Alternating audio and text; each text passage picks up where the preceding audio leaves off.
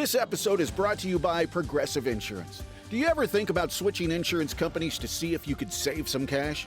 Progressive makes it easy. Just drop in some details about yourself and see if you're eligible to save money when you bundle your home and auto policies.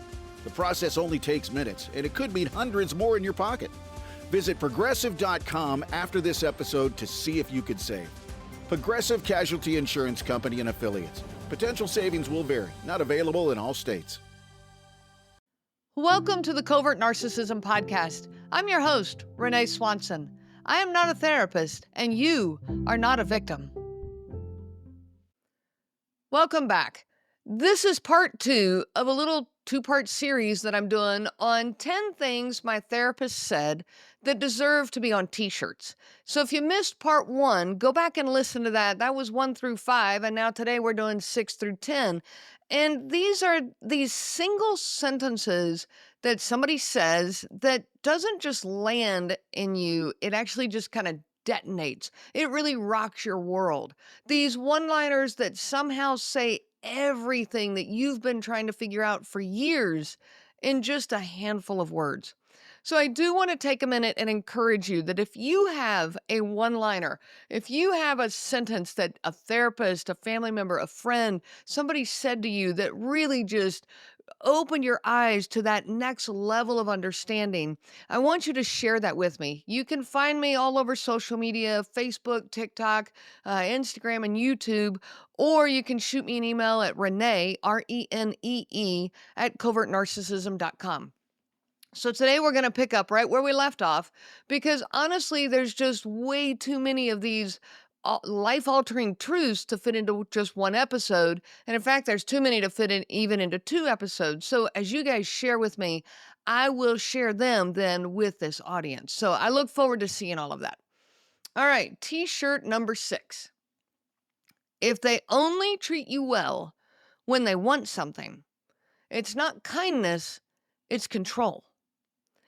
Now, I sat in therapy trying to explain why it was so hard to call it abuse. Why couldn't I stay focused on the bad things that were going on? Why did I keep making excuses, or why did I keep, focusing back on the good moments, on those breadcrumbs like so many of us do? I mean, the words that were coming out of my mouth were something like, he's not always cold. When I help him with his projects, he actually can be pretty cooperative. If he needs something and I show up for him, he's actually really sweet. He even said that he didn't know what he would do without me. It's not all that bad. Maybe I shouldn't be complaining. Maybe I should just be grateful for what I have. I just need to make sure that I'm always there when he needs me. Maybe that's what I need to do, and then things are fine. I didn't even realize what I was saying. You see, I had confused being useful with being loved. And maybe that's another one of those one-liners right there. I had confused being useful with being loved. My therapist, he raised his eyebrows slightly and he kind of leaned forward and he said, "Hey, if he only treats you well when you're useful to him, that's not kindness, it's control." And that one sentence, it rocked my world. This really opened my eyes because I couldn't argue with him. What he was saying made sense. So how do you know if this t-shirt's for you? Well, have you ever noticed how someone showers you with affection when you're helping them? They can be really gracious and appreciative when you're helping them. But then they go cold or even critical when you ask for help yourself, when you're asking them to help you. You do not get the same thing in return. Have you ever felt like your worth in the relationship is tied to how much you can do for them, not for who you actually are? This is how you know. Genuine love doesn't have a transaction receipt attached to it. You're not a tool. You're not a backup generator. You're a human being. And you're a human being worthy of care even when you're not providing a service. So look at how you're being treated when you're not doing something for them. That speaks volumes. T-shirt number 7. Of course you're exhausted. You're carrying emotional loads that aren't yours. Now, this really rang true with me. See, I was sitting in therapy and I was venting about how tired I was. And when I talk about tired, this is not, hey, I had a long day. Maybe I had a big workout and I had a big presentation at work and I didn't sleep well last night and I'm tired and I need to go sleep for 8 hours. That's being tired. This is a level of exhaustion it's a soul level exhaustion. And if you're living with a covert narcissist or have, you know what I'm talking about. This is like I picture a fuel tank at a gas station that's under the ground, okay? And it's been there for years and years and decades. And this fuel tank had gas in it all these years, but it finally has run dry. And you're looking now like you got a little, scope of some sort, and you're looking inside this tank, and I can hear it echoing. Somebody knocks on the side, and it echoes all the way down through this tank. It just reverberates because it's totally empty. And I mean bone dry empty to the point that it is rotting from the inside out. That's the level of exhaustion I'm talking about when you're dealing with covert narcissism. Now, add to this that you're exhausted, like what I'm talking about, and you're blaming yourself for it. You see, I was sitting in front of my therapist saying, I don't get it. I'm doing everything I'm supposed to do. I'm being patient. I'm staying calm. I'm managing my reactions. I'm trying to keep the peace. I'm monitoring all the moods in the household. I'm making sure the food's ready. I'm making sure that, the conditions are right for a successful evening. I'm so tired. And I feel weak because it's like I can't even function. Like even getting up in the mornings and getting dressed is a chore. And I don't understand this. I've never been like this before. What's wrong with me? You see, I was still trying to decide what's wrong with me. Is it is it my blood pressure? Is it my health, my physical health? Am I not taking good enough care of myself? What is it? And my therapist stopped me from spiraling because I'm spiraling now with all the things that could have been wrong with me. And he just gently said, of course you're exhausted. You're carrying emotional loads that aren't yours. And they were never yours to begin with. Now, how do you know if this t-shirt relates to you? Have you ever felt like you're the one managing everyone else's emotions? You're smoothing over every argument, predicting every bad mood, apologizing first just to keep the peace and just to keep things from blowing up. Let me tell you something. That's not weakness. That's emotional labor. That's not being, you're not tired because you're lazy, or you're not tired because you're not motivated and you don't want to do anything. You're tired because you're exhausted from all the labor you have put in. And this is labor that's unpaid, unrecognized, and unsustainable. It'd be different if this labor that we're putting in had some reciprocal benefit. If the labor I put in is a labor of love, the emotional labor that I put in actually makes things better, and the relationship grows and safety grows and trust grows and we grow together, then that labor I've put in has, benefits back to it, then my tank doesn't run dry. But when there is no growth, there is no reciprocity, when none of that actually exists, then I'm just pouring in all this labor into a bottomless pit. That's when you get drained. You're tired because you've been carrying backpacks full of blame, shame, and unspoken expectations that were never meant for your shoulders. It's not your strength that's broken. It's the weight that you're living under that's unfair. T-shirt number 8. Peace isn't boring. You're just addicted to chaos. Now, this one, a lot of people that I've worked with after they've left a relationship with a covert narcissist and they pursue down the road, maybe after some healing, a future relationship, or maybe they have a friendship that's just grown really strong. And then these people are saying, I don't understand why this, I think it's healthy. This feels healthy. I think it's healthy, but it feels weird to me. It feels wrong. It feels off. It feels uninteresting, or maybe it's boring. Maybe something really is wrong with me. We seem to always come back to that. I don't know how to trust anymore. And so I don't know how to trust this boring. These are people that are in therapy saying things like, I know they treat me well. They're consistent and kind, but I don't know. It just doesn't feel right. It feels like something's missing. Like maybe I just don't know how to love anymore. Maybe I'm the one that's broken. Spoiler alert here. You're not the one that's broken. You are detoxing from a chaos addiction. That's what's going on. My therapist kind of leaned in and said, Hey, peace isn't boring. You're just addicted to chaos. So, how do you know if this t shirt's for you? Have you ever felt weirdly uncomfortable when someone treats you with steady, patient respect? Like you're waiting for the real version of them to show up. You're waiting for the real side of them to hurt you. Or maybe you're the one that picks fights out of nowhere because something just feels off when things are actually calm and good. You don't know how to trust that. That's not because peace is wrong. It's because chaos felt like home for way too long. Healthy love is steady. It's reliable. It's boring in the best possible way. And so your nervous system might not know how to live with it. Your nervous system might not know how to accept it. But you need to tell that nervous system, hey, this is what safety feels like. Stay. T-shirt number 9. Gaslighting isn't an argument, it's a control tactic. Now this, I'm going to talk about circular conversations here for just a minute. You see, I sat in therapy. I didn't know what circular conversations were. I didn't know that phrase, but I was trying to describe this same exhausting cycle over and over that I kept finding myself in. And I would say, I just don't get it. I don't know how to have a conversation. These aren't conversations. I mean, it feels very broken.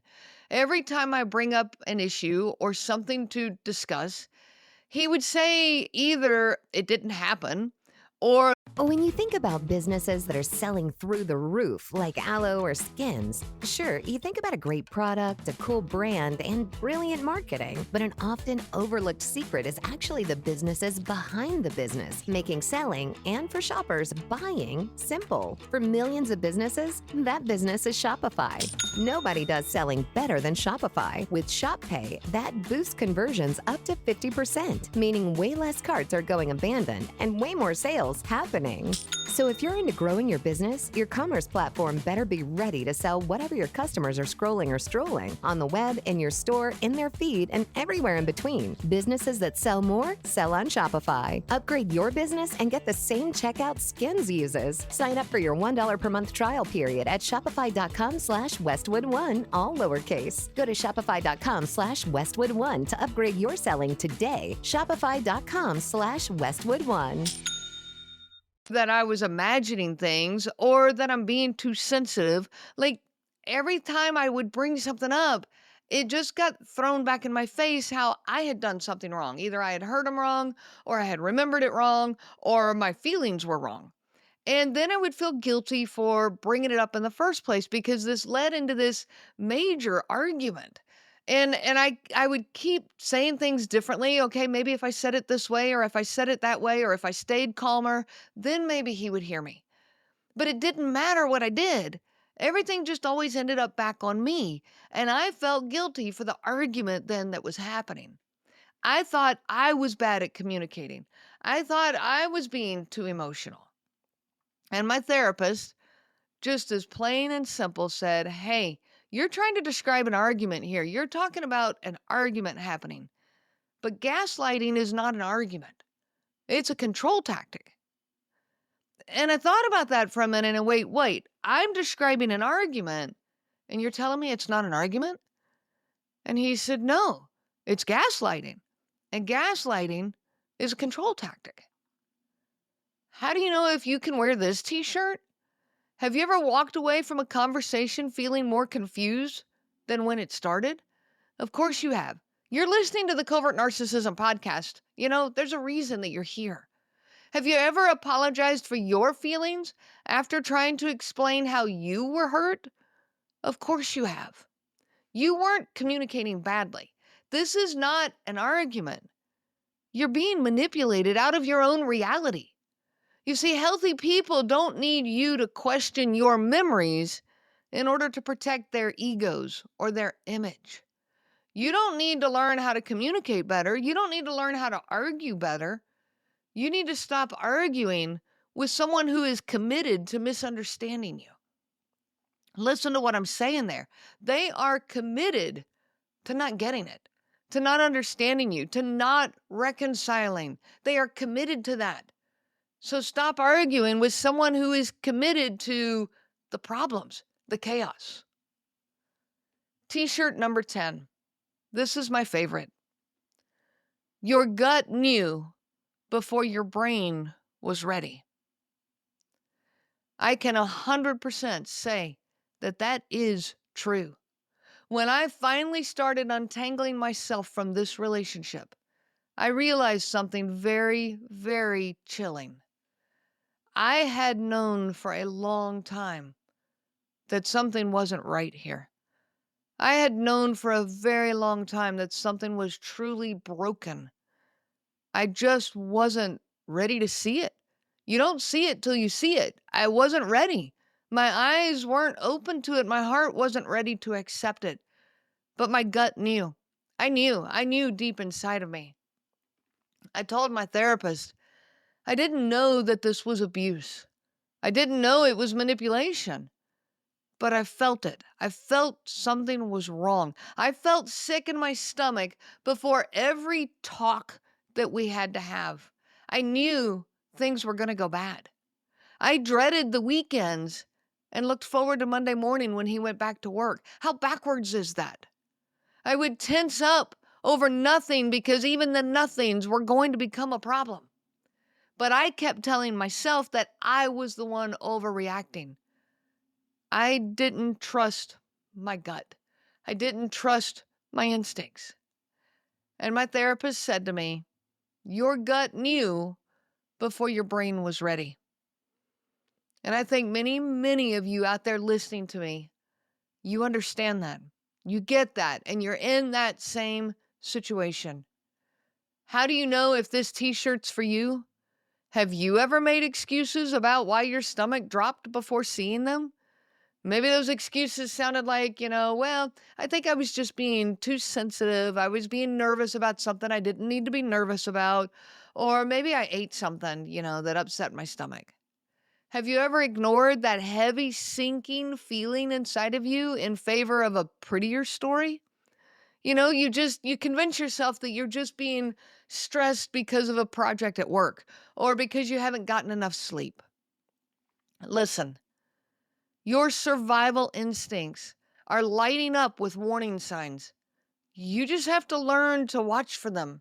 You have to learn to listen to your gut and to follow those instincts. Those survival instincts know they're trying to keep you safe. They're trying to warn you and say, hey, this is not okay. And you got to listen to them. Your gut isn't lying. Your body has known for a long time. You didn't fail by staying longer than you should have, okay? Don't judge yourself there.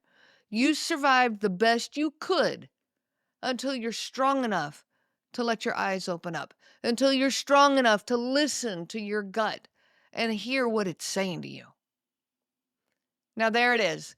The last few t-shirts that I wish I could have worn years ago. When I was still doubting my self-worth, when I was still second-guessing my gut, when I was still carrying the weight of everyone else's expectations. Now, maybe you heard a phrase in these 2 episodes that felt like it was meant just for you. Maybe something cracked a little more open, or maybe something finally fully clicked into place. Hold on to that phrase. Put it on a sticky note and post it where only you can see it. Wear it, not just on a t-shirt or a coffee mug. Wear it in how you speak to yourself, in how you choose your relationships, on how you move forward from here. Because healing doesn't always come wrapped in long, complicated lessons. It doesn't always come in 8 weeks of therapy sessions or weekend-long retreats. Sometimes it's just one simple sentence. One sentence said at just the right time, and your ears were ready to hear it. So I want to remind you of these 6 statements that we went through today. If they only treat you well when you're useful, it's not kindness, it's control. Of course, you're exhausted. You're carrying emotional loads that aren't yours. Peace isn't boring. You're just addicted to chaos. Gaslighting isn't an argument. It's a control tactic. And your gut knew before your brain was ready. You're not crazy. You are healing. And you're doing better than you think. You are stronger than you know. Keep listening to that voice inside of you. It's wiser than you realize. I wish you so much peace on your journey of healing. You have been listening to the Covert Narcissism Podcast, where we break apart the insidious nature of these incredibly destructive and frustrating to the ends of the earth individuals. If you are struggling with the isolation, overwhelming self-doubt, and obsessive ruminating, you are not alone. I offer live, personalized coaching that is specific for you. This coaching can be individual or group sessions, or a combination of the two. You can find all the information at covertnarcissism.com. Reach out anytime. My email address is Renee, R-E-N-E-E, at covertnarcissism.com. And remember, I am not a therapist and you are not a victim, but I am a coach and you are a survivor. The information provided by Renee Swanson, Covert Narcissism Podcast, and CNG Life Coaching is for educational purposes only and is not to be used for diagnosis purposes. It is not intended to be a substitute for clinical care. Please consult a health care provider for guidance specific to your case. This material discusses narcissism in general. Renee shares stories from her personal experience as well as from those she has talked with for several years. Her material does not claim that any specific person has narcissism and should not be used to refer to any specific person as having narcissism. Permission is not granted to link to or repost this material to support any allegation or claim that any specific person is a narcissist. That would be an unauthorized misuse of the material and information provided. This is your before and after story. Southeastern College can help you prepare for a secure and fulfilling career in the growing healthcare field. We offer a wide range of careers to choose from, so whether you want to be a medical assistant, medical billing and coding specialist, nurse, surgical technologist, or another healthcare career, we've got you covered. Become a vital part of a healthcare team and make a real difference. Southeastern College, your future is bright. Visit sec.edu to get started.